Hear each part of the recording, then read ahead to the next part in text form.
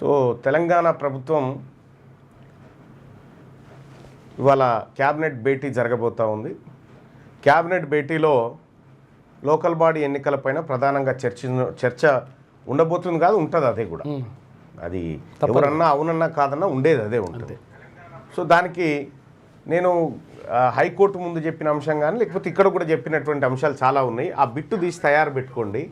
ఏమనంటే మేము రిజర్వేషన్ల కోసం శక్తి వంచన లేకుండా కృషి చేసినాం, సుప్రీంకోర్టు దాకా పోయినాం, హైకోర్టులో పేగులు దిగేటట్టు కొట్లాడినాం, అయినా కూడా బీసీ రిజర్వేషన్లు సాధించలేకపోయినాం. సాధించలేదని అధైర్యపడకుండా బీసీలను ముందుకు తీసుకురావడం కోసం పార్టీ పరంగా 42% టికెట్లు ఇస్తామనే దుకాణం ఇవాళ సాయంత్రం అన్న రేపన్నా తెరుస్తాడు. ఇది తెరిచే దుకాణం ఇదే. నేను గతంలో ఏదైతే చెప్పినో అదే ఇవాళ చేస్తాడు. అది తప్ప ఇంకొక ఆప్షన్ లేదు ఆయన ముంగట.